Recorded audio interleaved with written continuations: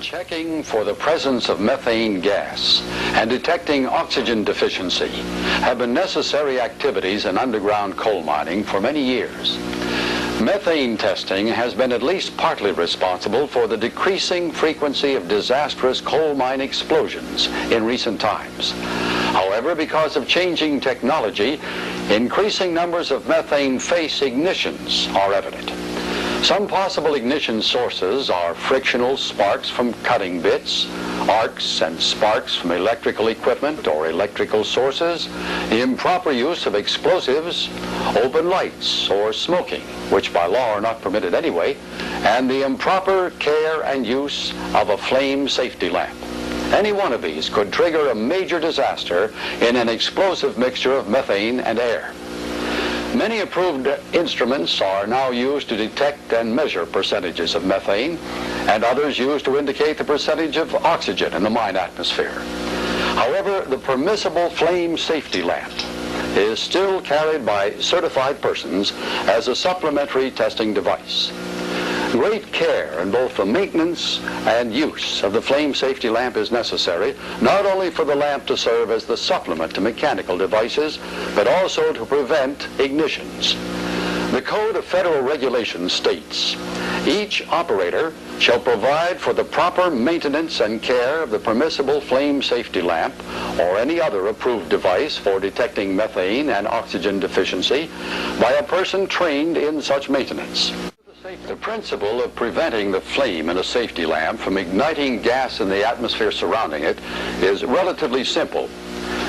The flame that is developed by normal combustion is dissipated and cooled below the ignition temperature of methane by the fine wire mesh screen of the gauze.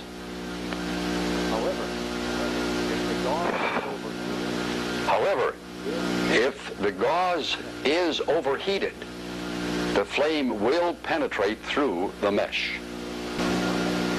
The flame safety lamp will not burn in a methane-free atmosphere having an oxygen content below 16.25%.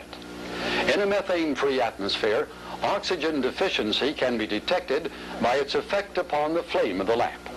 When a lighted lamp is taken into an atmosphere that is deficient in oxygen, the flame momentarily increases in height and separates from the wick, then drops to a lower height, and then immediately goes out. The lamp will burn in atmospheres where the oxygen content is lower than 16.25% if methane is present. When methane is present in a mine atmosphere which is deficient in oxygen, the flame height alone is not a reliable indicator of either the percentage of methane content or oxygen deficiency. However, observation of both the height and color of the flame shows the presence of more than 1.5% of methane or less than 16% of oxygen, or combinations of these conditions. The flame will be extinguished when the oxygen content falls below 13%, regardless of the percentage of methane present. No one should try to enter or remain in an atmosphere in which a flame safety lamp will not burn unless he wears a self-contained breathing apparatus. Accumulations of carbon dioxide may be detected by a flame safety lamp if there is enough carbon dioxide to dilute the atmospheric oxygen to a level which will not support the flame. Tests should be made both at the floor and roof, because carbon dioxide is heavier than air and may accumulate in low places, whereas heated carbon dioxide rises above the adjacent air. To test in low places, hold the lamp by the carrying hook.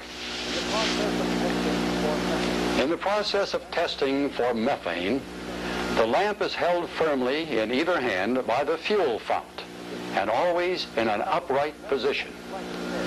Since methane is lighter than air, it will be found in the higher locations of the mine or working places. The lamp must be raised slowly. It is unwise to thrust a lighted safety lamp into a mine atmosphere known to be potentially explosive. By raising the lamp slowly, the atmosphere can be thoroughly explored. When the behavior of the flame indicates that gas is present, the lamp should be withdrawn slowly. Hasty withdrawal will tend to drive the flame through the gauzes.